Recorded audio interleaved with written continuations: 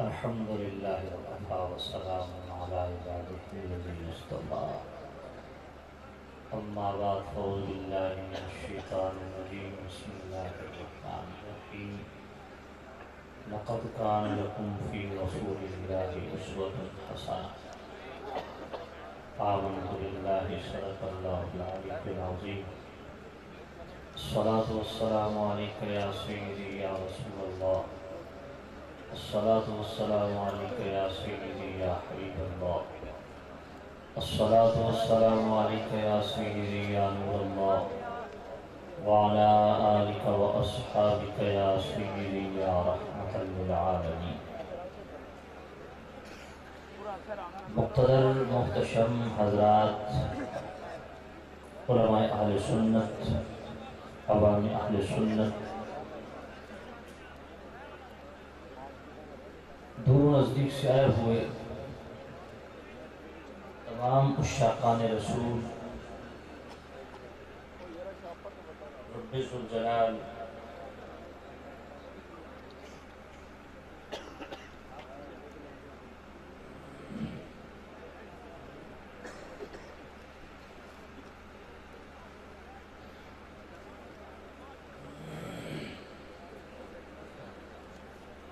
رب ذوالجلال دور و نزدیک سے آئے ہوئے تمام عشاقان رسول کو قدم قدم پہ کروڑوں برکتیں نصیب فرمائے۔ نقیب محفل برادر محتشم سفیر عشق رسول جناب افتخار احمد رضوی صاحب، میلاد کمیٹی جنجیل کے تمام اراکین عہدیداران جنہوں نے اس پاک و پاکیزہ محفل کا اہتمام ہر سال کی طرح اس سال بھی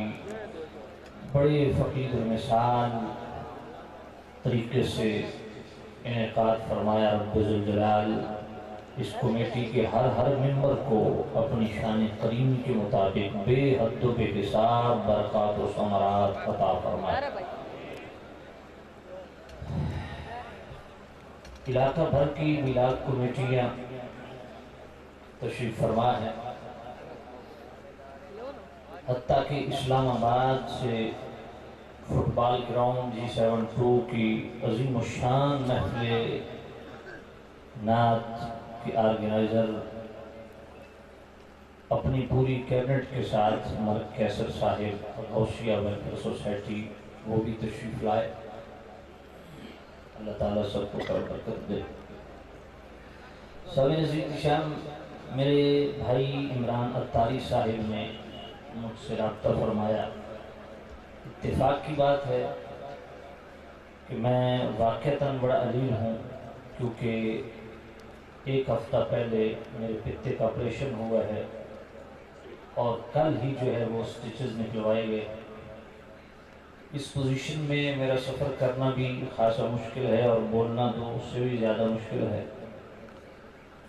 اور ڈاکٹر نے بھی مجھے احتیاط برتنے کا کہا ہے، لیکن چونکہ وعدہ تھا اور وعدہ وفا کرنے کے لیے میں حاضر ہو گیا ہوں۔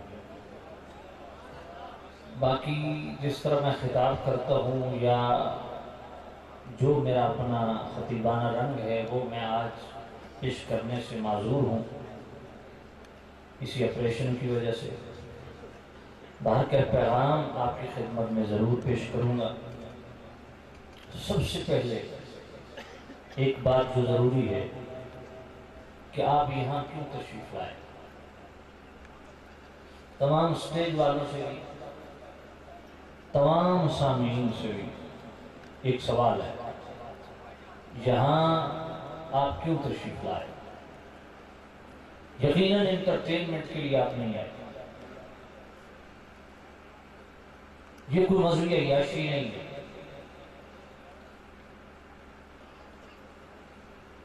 اگر تو ہم ایسی محافل میں اس لیے آتے ہیں کہ بڑا نامور خطیب آ رہا ہے، بڑا نامور نعت خوان آ رہا ہے، بڑا سریلا نعت خوان آ رہا ہے، سر گر بر رکھنے والا نہ خان آ رہا ہے، خطیب آ رہا ہے، نقیب آ رہا ہے، شور بر کے چکر میں اگر ہم یہاں آتے ہیں تو جیسے آتے ہیں ویسے ہی خالی جاتے ہیں۔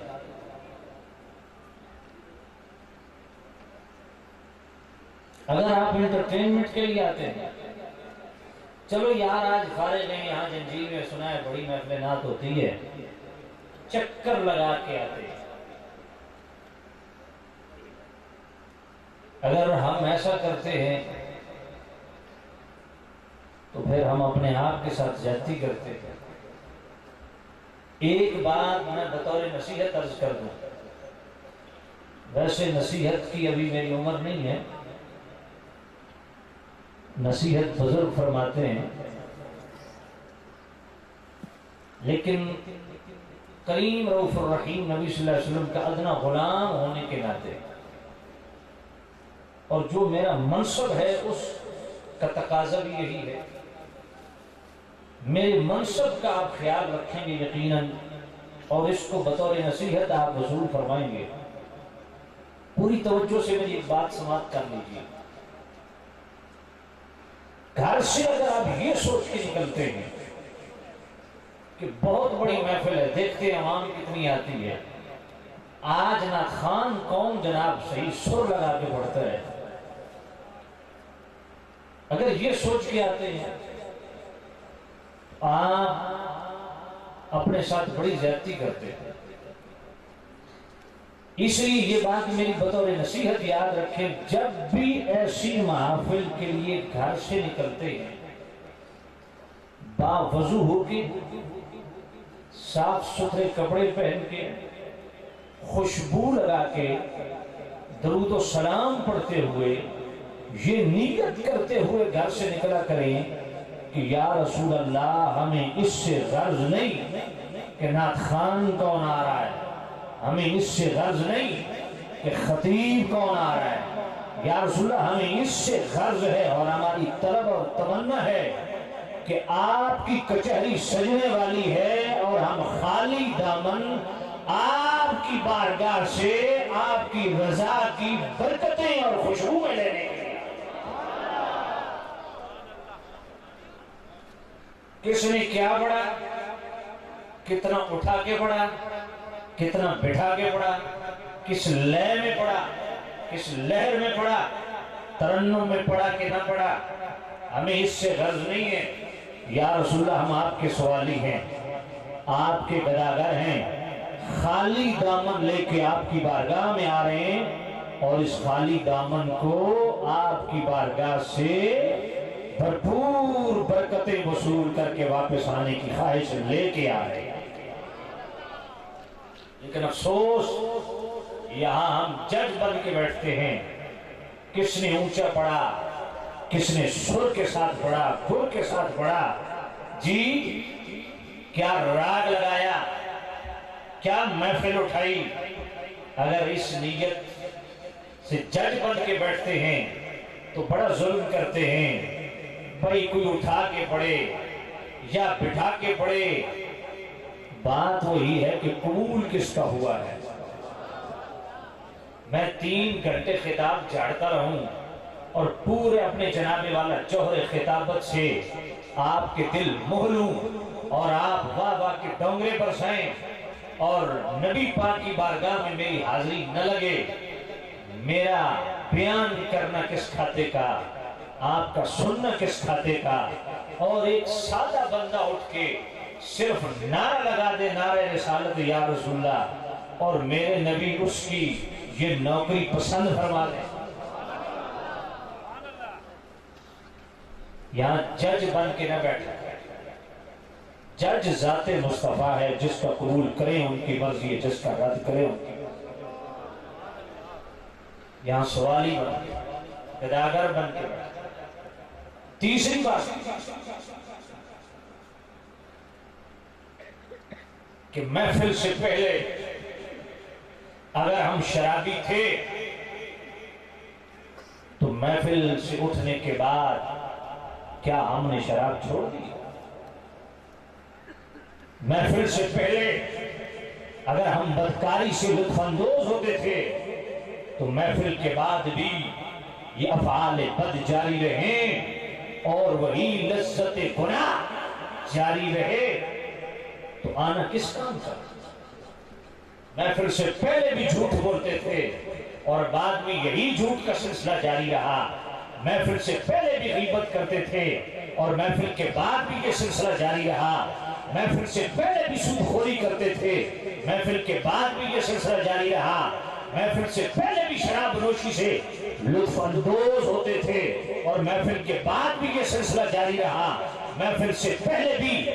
رشوت خوری کرتے تھے، محفل کے بعد بھی یہ سلسلہ جاری رہا، محفل سے پہلے بھی حرام خوری کرتے تھے، محفل سننے کے بعد بھی یہ سلسلہ جاری رہا، محفل سے پہلے بھی بے نمازی تھے، محفل کے بعد بھی بے نمازی رہے، محفل سے پہلے بھی روزے نہیں رکھتے تھے، محفل کے بعد بھی روزے رکھنے کی توفیق نہ ملے، محفل سے پہلے بھی زکوٰۃ نہیں دیتے تھے، محفل کے بعد بھی ادا نہ کریں، محفل سے پہلے بھی حج فرض تو نہیں کرتے، محفل کے بعد بھی ہے تو نہیں کرتے، محفل سے پہلے بھی بیٹا باپ کی بات نہیں سنتا، محفل کے بعد بھی باپ کی گستاخی اسی طرح جاری رہے، محفل سے پہلے بھی ماں کا گستاخ تھا، محفل کے بعد بھی ماں کا گستاخ رہے، محفل سے پہلے بھی لوگوں کا ہاتھ مارنے کا شوق رکھتا ہو، محفل کے بعد بھی اسی طرح ہاتھ مارے، محفل سے پہلے بھی پڑوسی پہ ستم ظریفی